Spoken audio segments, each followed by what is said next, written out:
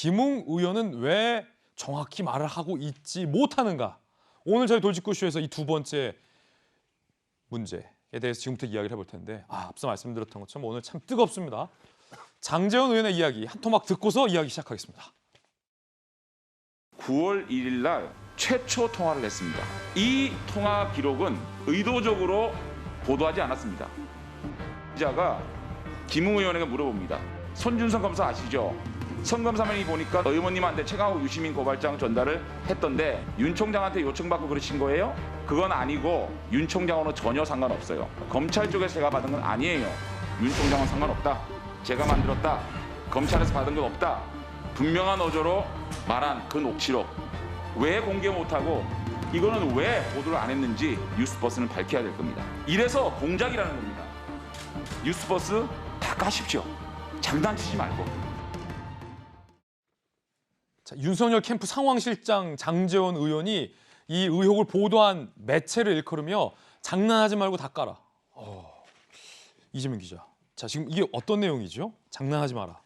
뭐를 숨겼다는 거예요, 뉴스버스가? 그러니까 뉴스버스가 아마도 보도하는데 어떤 일종의 그러니까 취재 기자가 보도하는 확신을 가졌던 게 결국 김웅 의원과의 통화였던 것 같습니다. 네. 김웅 의원과 통화했을 때 김웅 의원이 명쾌하게 설명을 못한 거죠. 예.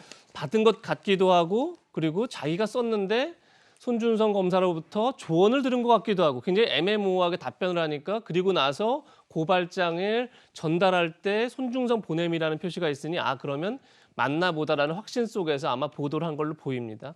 그런데 장제원 의원의 문제 제기는 그 전에 지금 이렇게 애매모호 말하기 전에 통화한 내용을 보니까 그때는 내가 썼다. 그리고 윤 총장은 전혀 관여하지 않았다고 명백하게 얘기했다. 왜 그거는 밝히지 않았느냐라고 문제 제기를 하는 거죠. 뭐 장제원 의원 입장에서 특히나 윤석열 캠프 입장에서 뭐 지적할 수 있는 대목 같습니다. 그런데 제가 볼 때 이 사안을 키우는 데 1등 공신은 언론 보도가 아닙니다. 전 김웅 의원이라고 생각합니다. 김웅 의원에게 책임이 있다. 저는 그렇게 보고 김웅 의원은 지금도 오락가락하고 있습니다.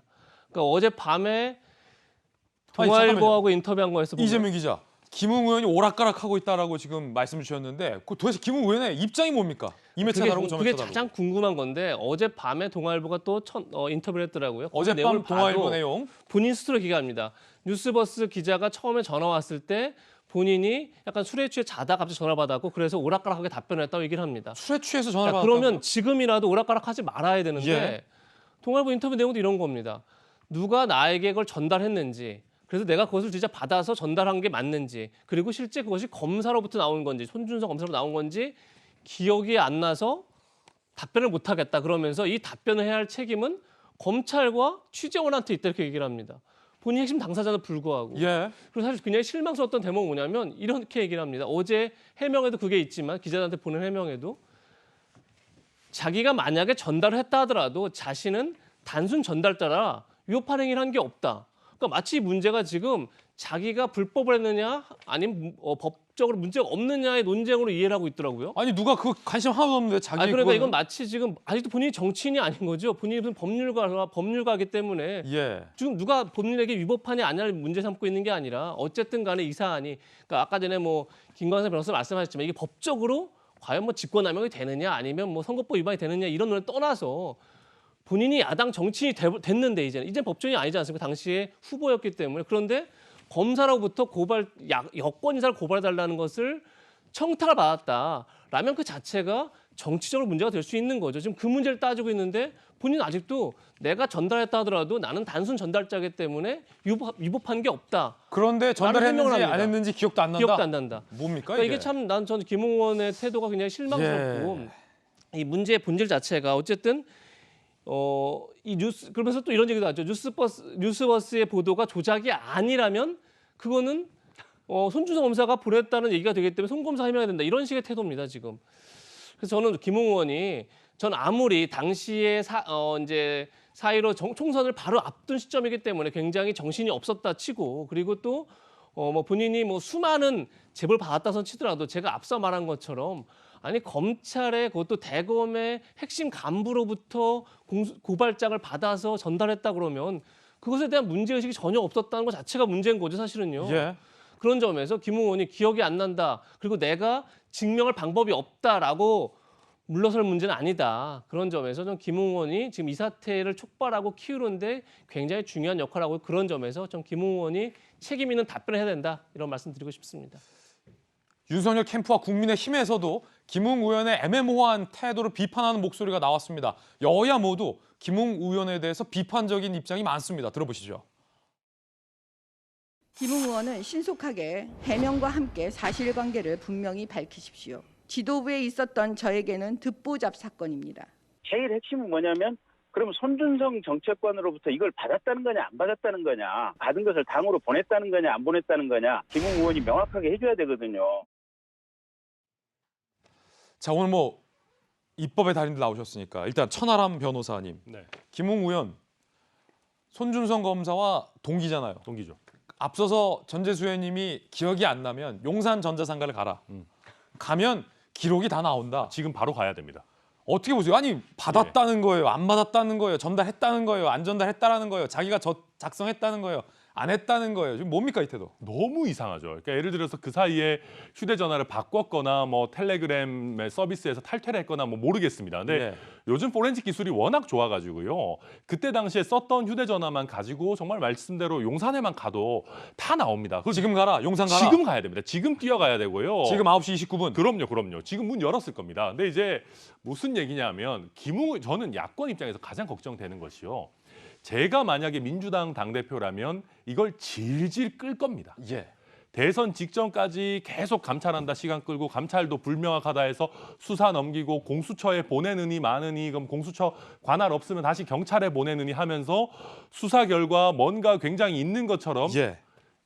대선을 앞둔 1월이나 2월 정도에 이거를 터뜨릴 수도 있겠죠. 뭔가 만약에 있다면. 지질 끌 것이다. 질질 끌 것입니다. 그렇게 되면 야권에서 윤석열 후보를 포함한 모든 후보들이 아무리 좋은 정책을 내놓고 아무리 좋은 행보, 이벤트 뭐 한다 하더라도 이거에 다 묻혀버리게 됩니다. 그렇겠죠. 그러면 김웅 의원도 좀 그 유승민 후보 캠프에 있지 않습니까? 그 유승민 후보한테도 안 좋아요.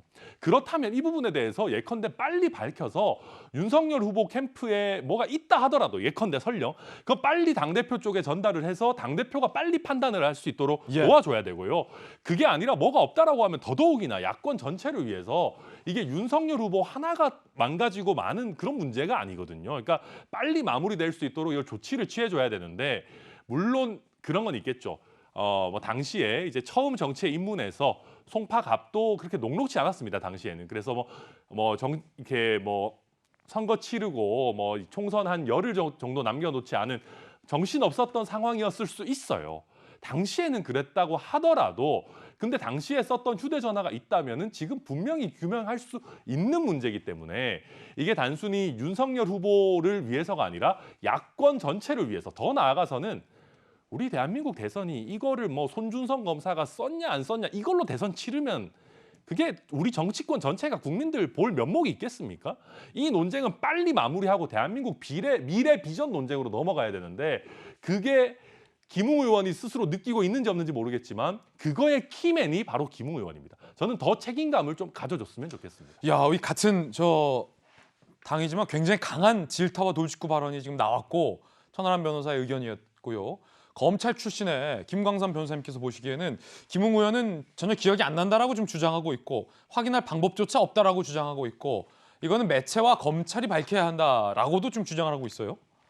근데 빨리 마무리해야 한다고 하는데 빨리 마무리할 수가 없어요. 그리고 이걸 신속하게 얘기한다고 해서 이게 정치의 논쟁이 수그러드는 게 아니고 더 불이 탈 거예요. 그리고 여당은 어떻게든지 끝까지 가지고 가려고 할 것이고 그런데 제가 볼 때는 아까 용두삼이 얘기했는데 제가 둘 다 부인하고 있잖아요. 김웅 의원이나 손준성. 그렇기 때문에 이건 제가 볼 때는 지금은 굉장히 시끄럽지만 좀 가면 조용해질 것이다. 저는 개인적으로 그렇게 보고 자 계속 용산 전자상가 얘기하잖아요. 예.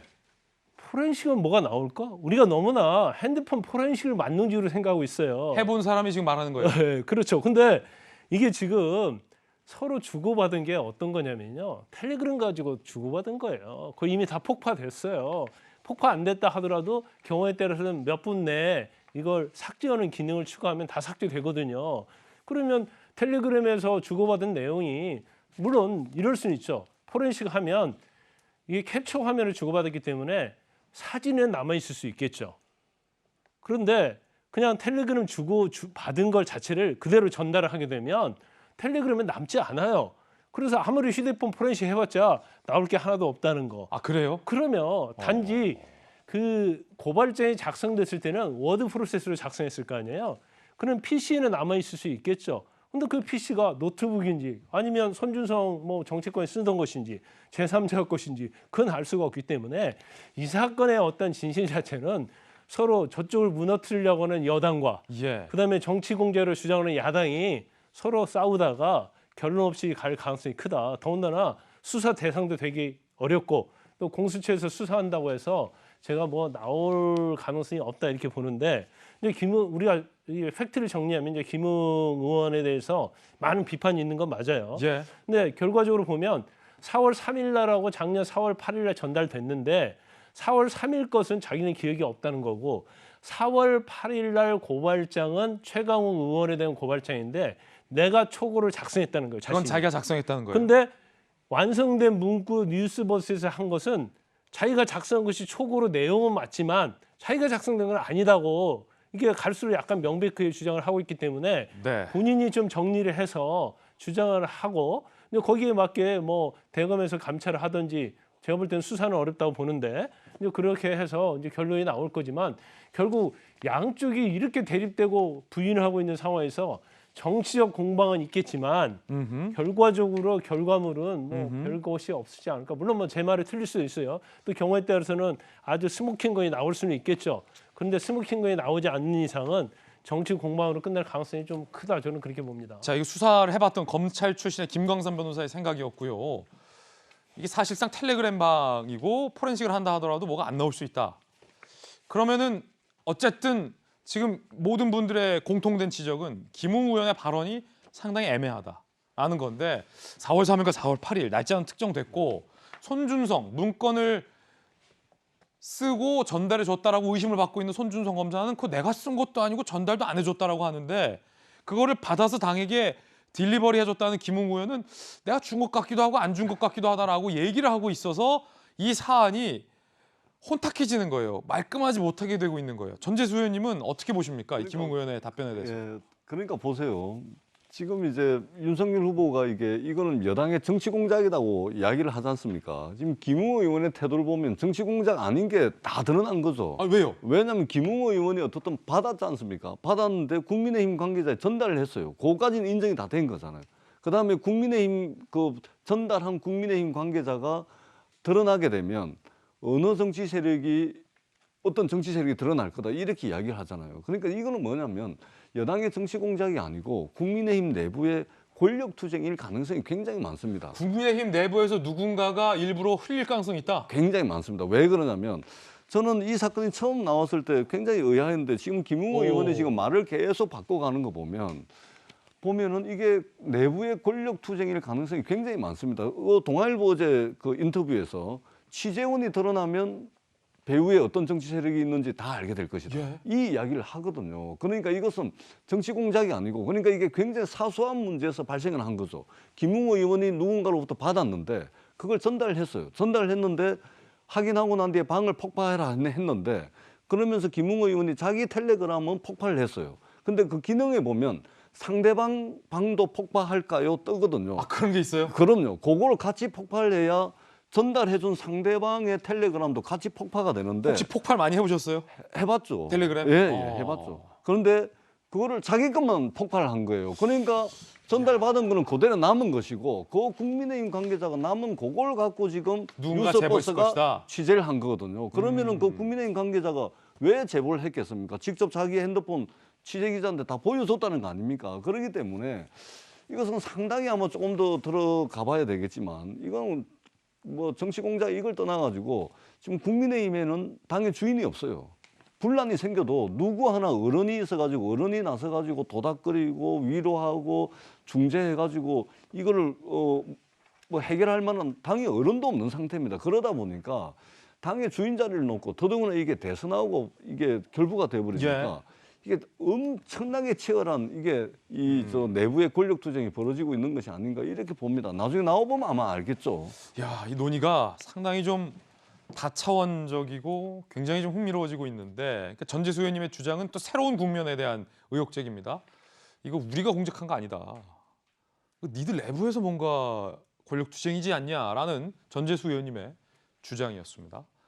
자, 그렇기 때문에 일단 대검의 감찰 결과를 좀 봐야 될 것 같은데 어디까지 왔을까요?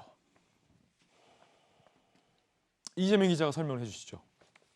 지금 대검 감찰부가 김호수 총장의 지시를 받아서 감찰을 시작했죠. 그게 지난주 금요일 날 시작한 걸로 이제 알고 있죠. 손준성 검사가 예전에 근무했던 지금 이제 대구 고검에 있지만 그 당시에 있었던 대검 수사정보정책관을 있었기 때문에 그 당시 사용했던 PC를 입수해서 포렌식을 통해서 고발장 초안이 과연 있었는지 지금 확인하고 있는 작업 중이다. 이렇게 지금 알려지고 있습니다.